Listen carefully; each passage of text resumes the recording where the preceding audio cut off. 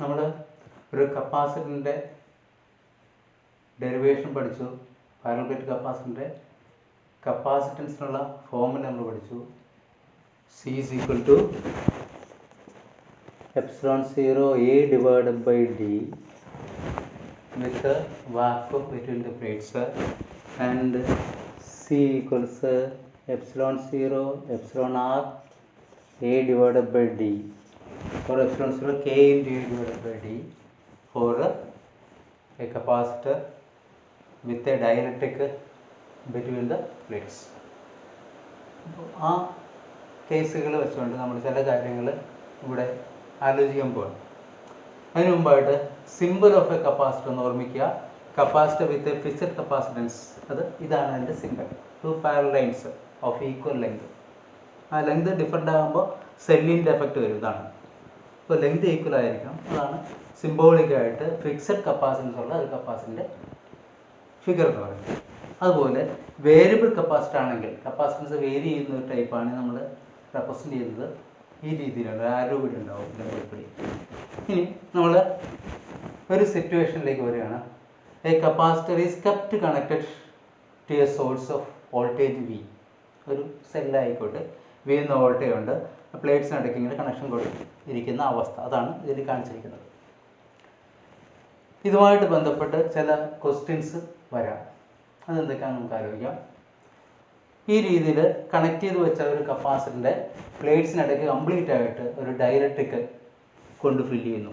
Dielectric constant epsilon R അല്ലെങ്കിൽ K എന്ന് പറയുന്ന ആ ഒരു ഡയലക്ട്രിക് കോൺസ്റ്റന്റ് ഉള്ള ഒരു മീഡിയം അല്ലെങ്കിൽ ഒരു ഡയലക്ട്രിക് കൊണ്ട് കംപ്ലീറ്റ് ആയിട്ട് space between the plates fill ചെയ്യാമെന്ന് വിചാരിക്കാം.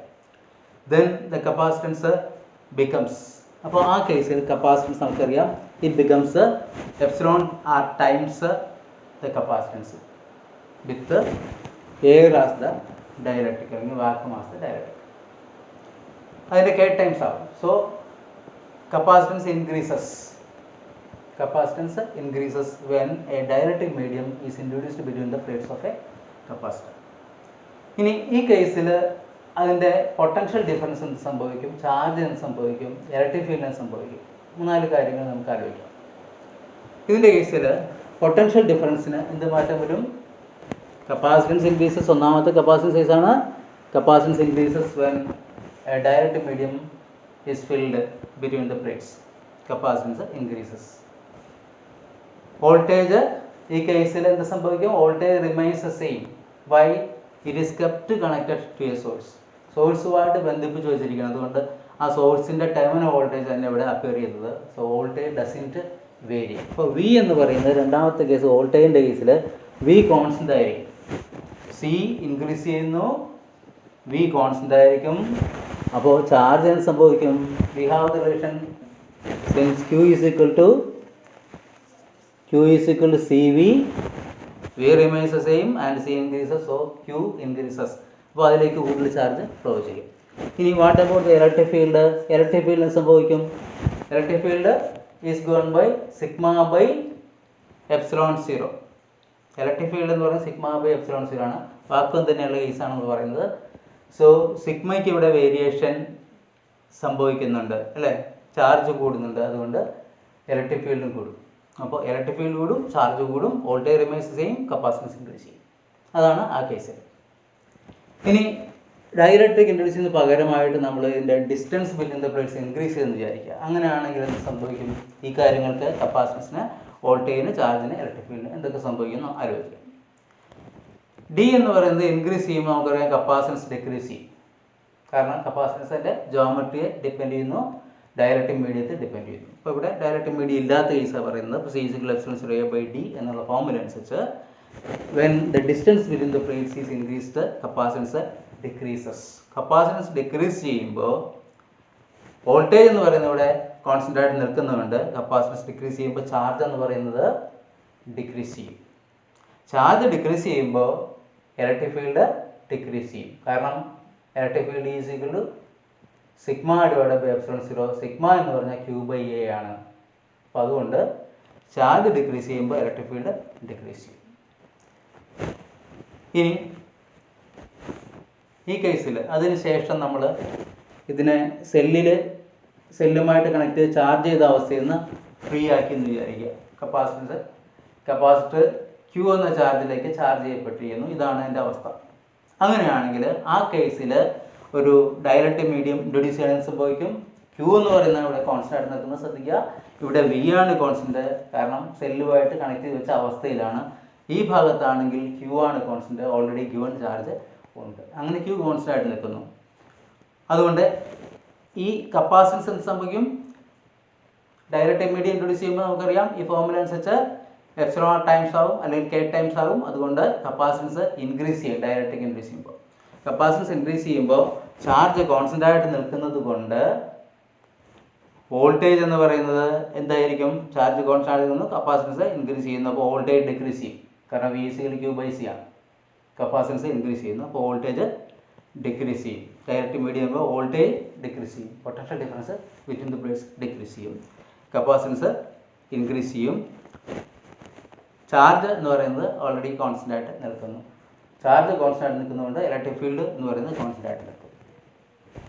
ഇനി ഡിസ്റ്റൻസ് വർദ്ധിപ്പിക്കുകയാണെങ്കിലോ, പ്ലേറ്റ്സ് ഇടയ്ക്കുള്ള ഡിസ്റ്റൻസ് കൂട്ടുകയാണെങ്കിൽ ഈ കേസിൽ നമുക്കറിയാം കപ്പാസിറ്റൻസ് ഡിക്രീസ് ചെയ്യും. അങ്ങനെ C ഡിക്രീസ് ചെയ്യുമ്പോൾ Q എന്ന് പറയുന്നത് കോൺസ്റ്റൻ്റ് ആയിട്ടിരിക്കെ C ഡിക്രീസ് ചെയ്യുമ്പോൾ V കൂടും. Voltage between the plates increase ചെയ്യും. അതേ സമയത്ത് ചാർജ് അപ്പോഴും കോൺസ്റ്റൻ്റ് ആയതുകൊണ്ട് E എന്ന് പറയുന്നത് കോൺസ്റ്റൻ്റ് ആയിട്ട് തന്നെ നിൽക്കും. അതാണ് ഇതുമായിട്ട് ബന്ധപ്പെട്ട് വരാവുന്ന ചില ചോദ്യങ്ങൾ. ഓക്കെ,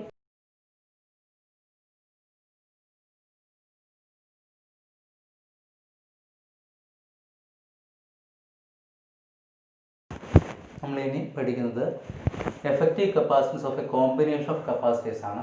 അതിൽ ആദ്യത്തേത് കപ്പാസിറ്റേഴ്സ് ഇൻ സീരീസ് ആണ്. ഒരു കപ്പാസിറ്ററിൻ്റെ നെഗറ്റീവ് പ്ലേറ്റിനെ അടുത്തതിൻ്റെ പോസിറ്റീവായിട്ടും അതിൻ്റെ നെഗറ്റീവ് പ്ലേറ്റിനെ അടുത്തതിൻ്റെ പോസിറ്റീവായിട്ടും അതിൻ്റെ negative plate negative terminal of the സോഴ്സായിട്ട്, അതുപോലെ ആദ്യത്തിൻ്റെ പോസിറ്റീവ് ടെർമിനൽ ഓഫ് ദ സോഴ്സായിട്ട്. അപ്പോൾ V എന്ന് പറയുന്ന വോൾട്ടേജ് ഈ ഒരു കോമ്പിനേഷൻ എക്രോസ് ആയിട്ട് അപ്ലൈ ചെയ്തിരിക്കുന്നു.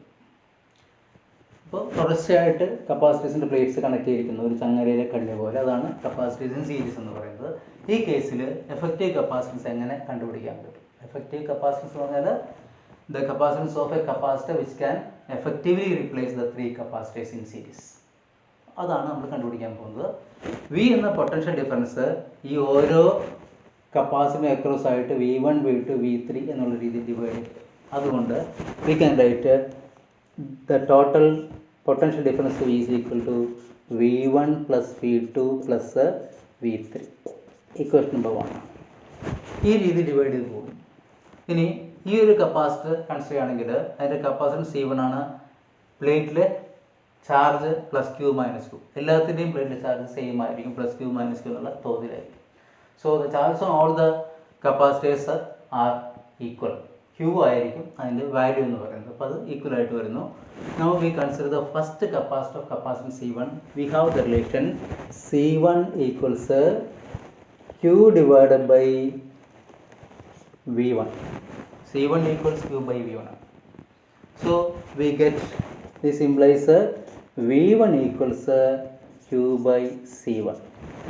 അപ്പോൾ ആദ്യത്തെ അക്രോസ് വോൾട്ടേജ് കിട്ടി. അതുപോലെ തന്നെ similarly we get V2 equals Q by C2 and V3 equals Q by C3. So equation 1 can be written as V equals V1 means Q by C1 then plus Q by C2 plus Q by C3. V1 plus V2 plus C3 replace it. Now V is the total voltage. So if we replace the combination by a capacitor of equivalent capacitance C, then the same charge Q will be developed on its plates when the same potential difference V is applied. V എന്ന് പറയുന്ന total potential difference apply ചെയ്യുമ്പോൾ അതിൻ്റെ പ്ലേറ്റിലെ charge എന്ന് പറയുന്നത് Q തന്നെ ആയിരിക്കും. So we have the relation for the combination for the effective capacitor it's capacitance given by Q by V. C is equal to Q by V, or we get V is equal to Q by C.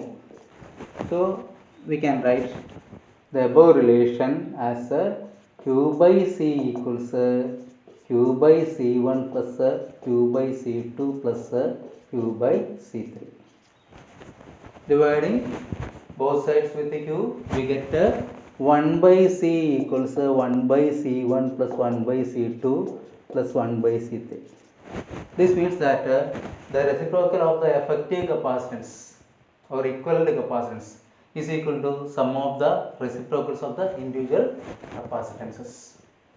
The കുറേ അധികം capacitors ഉണ്ടെങ്കിൽ we can write as 1 by C equals 1 by C1 plus 1 by C2 plus 1 by C3 plus etc. plus 1 by Cn. n capacitors ഉണ്ടെങ്കിൽ നമുക്ക് ഈ രീതിയിൽ എഴുതാൻ പറ്റും. ഇനി ഈ n capacitors ഈക്വൽ ആണെങ്കിൽ നമുക്ക് ഈ സീരീസ് കോമ്പിനേഷൻ്റെ വാല്യൂ എന്ന് പറയുന്നത് വേണമെങ്കിൽ ഇങ്ങനെ എഴുതാം. 1 by CS എന്ന് പറയാം. C1 C2 C3 etcetera Cn എന്ന് പറയാം. C ആയിട്ട് എടുക്കുകയാണെങ്കിൽ so you will get this as 1 by C plus 1 by C up to n times ആകുമ്പോൾ you will get n into 1 by C. അപ്പോൾ CS equals C by n. അപ്പോൾ n equal capacitors series ആയിട്ട് connect ചെയ്യുകയാണെങ്കിൽ effective capacitance of the series combination is given by CS equals C by n, where C is the capacitance of each capacitor. N is the number of capacitors. Okay. ഇനി ഈ കോമ്പിനേഷൻ്റെ ഒരു പ്രത്യേകത കൂടി ശ്രദ്ധിക്കുക. അതായത് ഇവിടെ കിട്ടുന്ന effective capacitance will be less than the least among the capacitors. അപ്പോൾ ഇതിൽ ധാരാളം കപ്പാസിറ്റേഴ്സ് ഉണ്ട്. അപ്പോൾ അതിൻ്റെ കേസിൽ ഏറ്റവും കുറഞ്ഞ കപ്പാസിറ്റൻസ് ഏതിൻ്റെയാണ് അതിലും കുറവായിരിക്കും ഈ സീരീസ് കോമ്പിനേഷൻ്റെ കപ്പാസിറ്റൻസ് എന്ന് പറയുന്നത്. എഫക്റ്റീവ് കപ്പാസിറ്റൻസ് എന്ന് പറയുന്നത് it is less than the least among the capacitors. അതാണ് ഇതിൻ്റെ ഈ സീരീസ് കോമ്പിനേഷൻ്റെ പ്രത്യേകത എന്ന് പറയുന്നത്. ഇനി ഇതിൽ രണ്ടെണ്ണം മാത്രം കണക്ട് ചെയ്യുകയാണെങ്കിൽ നമുക്ക് സിമ്പിൾ ആയിട്ടുള്ള റിലേഷൻ കൂടി എഴുതാൻ പറ്റും. രണ്ടിനും വേണ്ടി മാത്രം പറയുമ്പോൾ 1 by C is equal 1 by C1 plus 1 by C2. രണ്ട് കപ്പാസിറ്റൻസ് ആണ് C എന്ന് പറയുന്നത്. We can write it as C1 C2. It will be C1 C2 divided by C1 plus C2. പെട്ടെന്ന് കണ്ടുപിടിക്കാനായിട്ട് ഈ ഫോർമുല യൂസ് ചെയ്യാൻ പറ്റും. Effective capacitance of A series combination of two capacities is given by C is equal to C1 C2 divided by C1 plus C2. LCM എടുത്ത് സിമ്പിളിഫൈ നമുക്ക് എഴുതാം. Okay.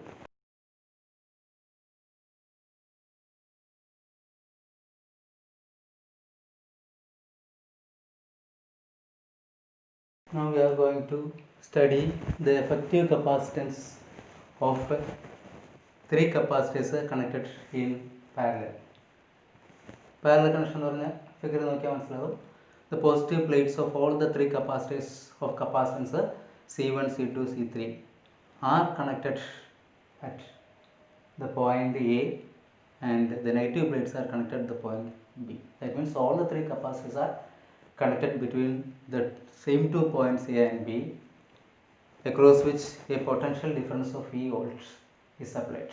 അപ്പോൾ V എന്ന് പറയുന്ന പൊട്ടൻഷ്യൽ ഡിഫറൻസ് എല്ലാത്തിനും കോമൺ ആയിട്ട് വരുന്നു. അതാണ് എൻ്റെ കീ പോയിന്റ്. ചാർജ് എന്ന് പറയുന്നത് ഓരോ കപ്പാസിറ്ററിൻ്റെ കപ്പാസിറ്റൻസിന് അനുസൃതമായിട്ട് ഡിഫറൻ്റ് ആയിട്ടാണ് വരുന്നത് ഒരേ പൊട്ടൻഷ്യൽ ഡിഫറൻസ് കൊടുക്കുമ്പോൾ. If you consider an equivalent capacitor of capacitance C, then the total charge on the capacitor will be Q equal to Q1 plus Q2 plus Q3 when the same voltage V is applied across it. So the total charge on all the three capacitors is given by Q is equal to Q1 plus Q2 plus Q3. Series കേസിൽ നമ്മൾ voltage ആണ് add ചെയ്തത്. ഇവിടെ parallel കേസിൽ voltage same ആയിട്ട് നിൽക്കുന്നു, charges add ചെയ്യപ്പെടുന്നു. മറ്റേ കേസിൽ ചാർജ് സെയിം ആയിട്ട് നിൽക്കുന്നു, വോൾട്ടേജ് ആഡ് ചെയ്യപ്പെടുന്നു. ആ വ്യത്യാസം നമ്മൾ തിരിച്ചറിയാം. അപ്പോൾ ഇത് ഇക്വേഷൻ നമ്പർ 1 ആയിട്ട് എടുക്കാം. Now applying the equation C is equal to Q by V in each of these cases. For the first capacitor we get C1 equals Q1 divided by V. V is the same. So what is Q1? This implies that Q1 equals C1 into V. Similarly we can write Q2 equals എന്തായിരിക്കും C2 into V. Q3 equals C3 into V. അങ്ങനെ charges നമ്മൾ കണ്ടുപിടിച്ചു. So relation 1 can be written as Q equals Q1 means C1V plus Q2 means C2V and Q3 means C3V. ഇനി നമ്മൾ ആലോചിക്കുന്ന കാര്യമാണ്, if all the three capacitors are replaced by a single capacitor of equivalent capacitance C, then this charge, total charge Q appears on its plates when the PdV is applied. So we can write, in the case of equivalent capacitor capacitance C, we can write C is equal to Q divided by V, or Q is equal to CV. Therefore we get this relation can be written as CV equals C1V plus C2V plus C3V. Potential രണ്ട് സൈഡിലും common ആയിട്ട് വരുന്നു, അതുകൊണ്ട് divide ചെയ്യുകയാണെങ്കിൽ dividing with V we get C is equal to C1 plus C2 plus C3. That means the effective capacitance of three capacitors connected in parallel is equal to sum of the individual capacitances. ഈ രീതിയിൽ കൂടുതൽ കപ്പാസിറ്റീവ്സ് ഉണ്ടെങ്കിൽ C is equal to എന്തായിരിക്കും, C1 plus C2 plus C3 plus etc plus n capacitors ആണെങ്കിൽ Cn എന്ന് പറയാം. If all these capacitors are of the same capacitance C, then we can represent this effective capacitance as CP, parallel combinationൻ്റെ effective capacitance എന്നുള്ള അർത്ഥത്തിൽ. ഇതെല്ലാം equal ആണെങ്കിൽ C plus C plus C etc up to n times ഉണ്ടാകും. So this will be C plus C plus etc to n times to n times ആയിരിക്കും. So this is equal to n into C. ഇതായിരിക്കും ആ കേസിൽ effective capacitance പറയുന്നത്.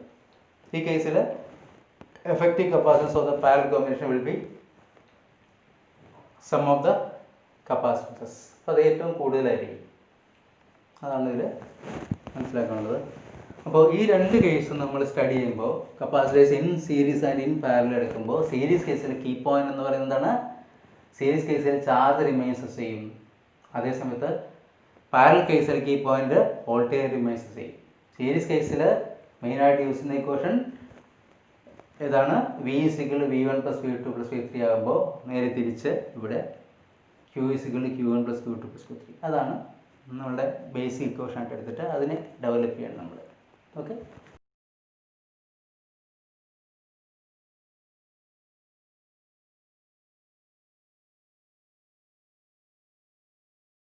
ഇന്ന് നമ്മൾ നോക്കുന്നത് energy stored in A capacitor. ഒരു കപ്പാസിറ്റർ സ്റ്റോർ ചെയ്യുന്ന എനർജിയുടെ എക്സ്പ്രഷൻ കണ്ടുപിടിക്കാൻ പോകണം.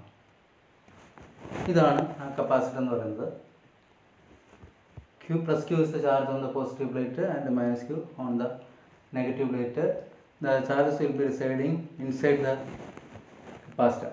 ഇതിൻ്റെ ഇന്നർ സർഫസിലായിരിക്കും ഇത് റിസൈഡ് ചെയ്യുന്നത്, നെഗറ്റീവ് ചാർജും പോസിറ്റീവ് ചാർജും. ഇലക്ട്രിക് ഫീൽഡ് പോസിറ്റീവ് നെഗറ്റീവിലേക്ക് എക്സിസ്റ്റ് ചെയ്യുന്നുണ്ട്. ഇത്രയും ചാർജ് ലഭിക്കുന്നതിന് നമ്മൾ എന്ത് വർക്കാണ് ചെയ്യുന്നത്, അല്ലെങ്കിൽ എക്സ്റ്റേണൽ ആയിട്ടുള്ള സോഴ്സ് എന്ത് വർക്കാണ് ചെയ്യുന്നത്, ആ വർക്കാണ് ഇതിൽ ഈ പ്ലേറ്റിനിടയ്ക്കുള്ള സ്പേസിലെ മീഡിയത്തിൽ അല്ലെങ്കിൽ ആ സ്പേസിൽ മാത്രമായിട്ട് സ്റ്റോർ ചെയ്യപ്പെടുന്നത്. അതിൻ്റെ വാല്യൂ ആണ് നമ്മളിവിടെ കണ്ടുപിടിക്കാൻ പോകുന്നത്. ശ്രദ്ധിക്കുക, ആദ്യം ഈ പ്ലേറ്റ്സിലുണ്ടായിരുന്ന ചാർജ് എന്ന് പറഞ്ഞാൽ 0 ആണ്. അപ്പോൾ 0 to ഫൈനലായിട്ടുള്ള ചാർജ് എന്ന് പറയുന്നത് Q ആണ്. 0 to ക്യാപിറ്റൽ Q ആയിട്ട് ചാർജ് ഇൻക്രീസ് ചെയ്യുന്ന വർക്കാണ് നമ്മൾ കണ്ടുപിടിക്കാൻ പോകുന്നത്. ഇതിൻ്റെ ഇടയ്ക്കുള്ള സ്റ്റേജിൽ 0 to Q ആയിട്ട് ചാർജ് ചെയ്യുന്നതിന് മുൻപായിട്ട് ഇടയ്ക്കുള്ള ഒരു സ്റ്റേജിൽ Q ഡാഷാണ് പ്ലേറ്റിൽ ചാർജ് എന്ന് വിചാരിക്കുക. അപ്പോഴുള്ള പൊട്ടൻഷ്യൽ ഡിഫറൻസ് V ഡാഷ് ആണെന്ന് വിചാരിക്കുക. കപ്പാസിറ്റൻസ് C എന്ന് പറയുന്നത് നമുക്ക് Q dash by V dash എന്ന് എഴുതാം. Q dash by V dash is the capacitance. So the potential difference at the stage will be Q dash divided by C. ഇതാണ് ആ ഒരു സ്റ്റേജിലെ പൊട്ടൻഷ്യൽ ഡിഫറൻസ് എന്ന് പറയുന്നത്. ഈ പൊട്ടൻഷ്യൽ ഡിഫറൻസ് എന്ന് പറഞ്ഞാൽ ഈ നെഗറ്റീവ് പ്ലേറ്റിൽ നിന്ന് പോസിറ്റീവ് പ്ലേറ്റിലേക്ക് ഇതിൻ്റെ റിപ്പൾഷൻ എതിരായിട്ട് യൂണിറ്റ് പോസിറ്റീവ് ചാർജ് മൂവ് ചെയ്യുമ്പോൾ ചെയ്യപ്പെടുന്ന വർക്കാണ് ഈ V ഡാഷ് എന്ന് പറയുന്നത്. So if you transfer a charge, a small amount of charge, say delta q dash. Delta Q dash എന്ന് പറയുന്ന ചെറിയ എമൗണ്ട് ഓഫ് ചാർജ് ഈ പോസിറ്റീവ് പ്ലേറ്റിൻ്റെ റിപ്പൾസീവ് ഫോഴ്സിന് എതിരായിട്ട് ഇങ്ങോട്ട് മൂവ് ചെയ്യുന്നതായിട്ട് സങ്കല്പിക്കാം. പിന്നെ ചാർജ് ചെയ്യുമ്പോൾ യഥാർത്ഥത്തിൽ അങ്ങനെ സംഭവിക്കുന്നതായിട്ട് തന്നെ കണക്കാക്കാൻ പറ്റുന്നുള്ളൂ. അതായത് charges are transfer from the negative plate to the positive plate. Positive charges are transfer from the negative plate to the positive. അപ്പോൾ അങ്ങനെ വരുമ്പോൾ പോസിറ്റീവ് ചാർജ് കൂടുകയും ചെയ്യും, നെഗറ്റീവ് ചാർജിൻ്റെ വാല്യൂ കൂടുകയും ചെയ്യും. ഈക്വൽ എമൗണ്ട് കൊണ്ട് രണ്ടും വർദ്ധിക്കും, പോസിറ്റീവ് ചാർജ് നെഗറ്റീവ് ചാർജ്. അപ്പോൾ ആ രീതിയിൽ ഒരു ഇൻ്റർമീഡിയറ്റ് സ്റ്റേജിൽ ഇതിലെ ചാർജ് എന്ന് പറയുന്നത് ക്യൂ ഡാഷ് ആണ്. അപ്പോഴുള്ള potential difference between the plates എന്താണ്? വി ഡാഷ് ആണ്. By definition V dash is the work done in moving unit positive charge from the plate 2 to the plate 1. So in order to move an additional charge delta Q dash. അപ്പോൾ ഇവിടെ ഉള്ള charge Q dash ആയിരിക്കുന്ന ഘട്ടത്തിൽ ഒരു additional charge delta Q dash it is very very small.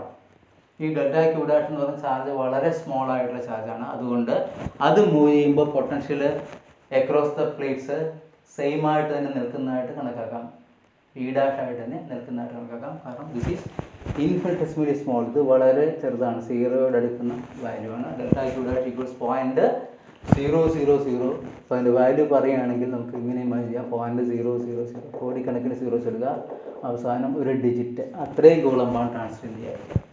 അത്രയ്ക്കും small amount transfer ചെയ്യുമ്പോൾ the potential difference remains the same b dash itself. So the work done in moving will be given by v dash എന്ന് പറഞ്ഞാൽ unit charge ഇങ്ങോട്ട് move ചെയ്യുമ്പോൾ ചെയ്യപ്പെടുന്ന വർക്കാണ്. അതുകൊണ്ട് ഇത്ര എമൗണ്ട് ഓഫ് ചാർജ് മൂവ് ചെയ്യുമ്പോൾ ചെയ്യപ്പെടുന്ന വർക്ക് നമുക്ക് സ്മോൾ എമൗണ്ട് ഓഫ് വർക്കായിട്ട് പറയാൻ പറ്റും. സേ ഡെൽറ്റ ഡബ്ല്യു ഡാഷ് എന്ന് വേണമെങ്കിൽ പറയാം. സോ ദാറ്റ്സ് ഈക്വൽ ടു എന്തായിരിക്കും? V dash is the work done in moving unit charge. സോ work done moving a charge of delta q dash will be this. V dash ഇതിൻ്റെ ടേംസിൽ express ചെയ്യാം. V dash എങ്ങനെ express ചെയ്യാൻ പറ്റും? This is q dash by c into delta q dash. ഇതാണ് transfer ചെയ്തത്. Delta q dash വളരെ small ആയതുകൊണ്ട് നമുക്ക് ഈ നൊട്ടേഷൻ മാറ്റാൻ പറ്റും. അതായത് ഇത്തരം സ്മോൾ എമൗണ്ട് ഓഫ് വർക്ക് എല്ലാം കൂടി നമ്മൾ കണ്ടുപിടിക്കുകയാണെങ്കിൽ ടോട്ടൽ വർക്ക് കിട്ടും. അതായത് when the charge changes from 0 to q, this change 0 to q എന്ന് പറഞ്ഞ ചേഞ്ച് എന്ന് പറയുന്നത് ഡെൽറ്റ ക്യൂ ഡാഷിൻ്റെ സമ്മായിട്ട് എക്സ്പ്രസ് ചെയ്യാൻ പറ്റും. അതുകൊണ്ട് ചെയ്യുന്ന വർക്ക്, ആകെ വർക്ക് എന്ന് പറയുന്നത് ഇതിൻ്റെ സമ്മായിട്ട് എഴുതാൻ പറ്റും. As delta Q dash tends to 0 ഇതുപോലെയാണെന്ന് പറഞ്ഞു. അപ്പോൾ we can change it as d q dash, അങ്ങനെ എഴുതാൻ പറ്റും. So the total work done will be given by W equals integral from 0 to q of q dash by c into delta q dash then becomes a dq dash by the principle of calculus. അപ്പോൾ ആ രീതി നമുക്ക് എഴുതാൻ പറ്റും. So this is equal to ഇതെന്താണ്? This is equal to 1/c it's a constant into integral from 0 to q of q dash into dq dash. This is equal to അതിൻ്റെ value എന്തായിരിക്കും? 1/c into this is integral x dx form, so x square by 2. അതിൻ്റെ integral എന്ന് പറയുന്നത് q dash square by 2 ആയിരിക്കും. Then limit കൊടുക്കാൻ പോകുന്നത് കാണിക്കാനായിട്ട് 0 to q ഇവിടെ കൊടുക്കാം. So we get this as 1/c into q square divided by 2 minus 0. That means q square by 2. That means q square by 2c is a work done, or it is the energy stored in the capacitor. This energy stored in the space between the plates. Medium ഉണ്ടെങ്കിൽ മീഡിയത്തിലായിരിക്കും. അപ്പോൾ അതിൻ്റെ എനർജിയാണ് നമ്മൾ എഴുതിയിരിക്കുന്നത്. But we know that q is equal to c v. ആ value കൊടുക്കുകയാണെങ്കിൽ we can write this energy stored as half into c v whole square divided by c means half cv square. half cv square ഒരു expression ആയിട്ട് വരും. പിന്നെ ഇത് തന്നെ ഇതിൽ C V Q ആയിട്ട് എഴുതുകയാണെങ്കിൽ ക്യൂ വി എന്ന് എഴുതാൻ പറ്റും. So it is half q v. So we get 3 relations for the energy. It is half c v square, half q v and q square by 2c. 3 expressions നമുക്ക് കിട്ടി. Total energy stored in the capacitor. It is stored in the space between the plates as a electrostatic potential energy അതിൻ്റെ value നമ്മൾ കണ്ടുപിടിച്ചത്. Okay,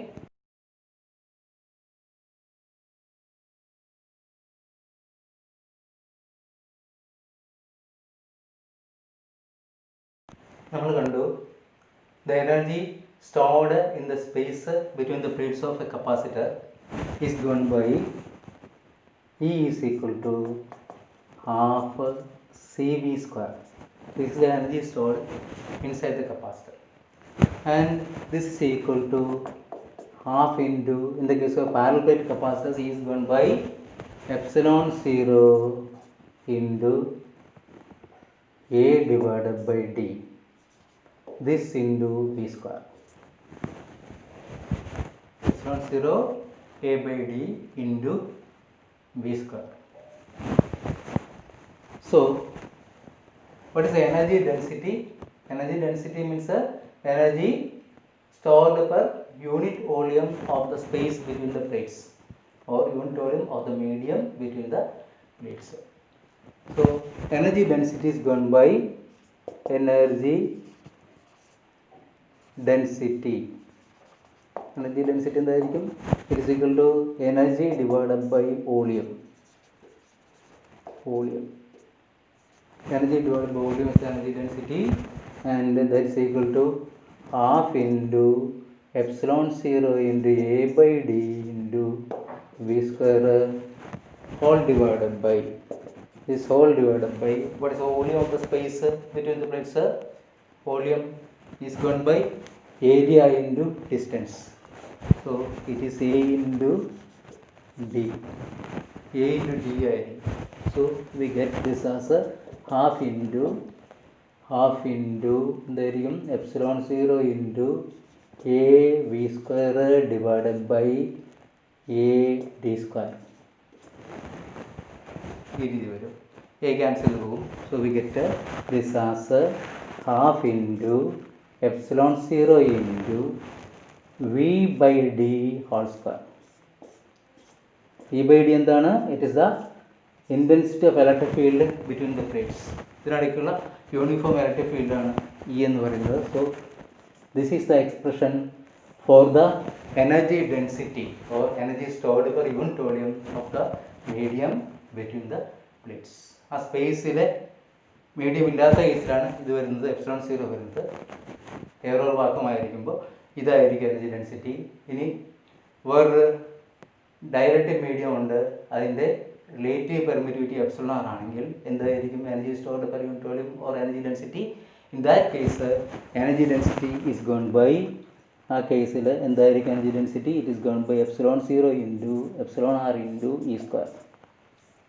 ഇതായിരിക്കും ഒരു direct medium ഉണ്ടെങ്കിൽ energy density എന്ന് പറയുന്നത് ഇതായിരിക്കും, half epsilon 0 epsilon r into e square. Okay.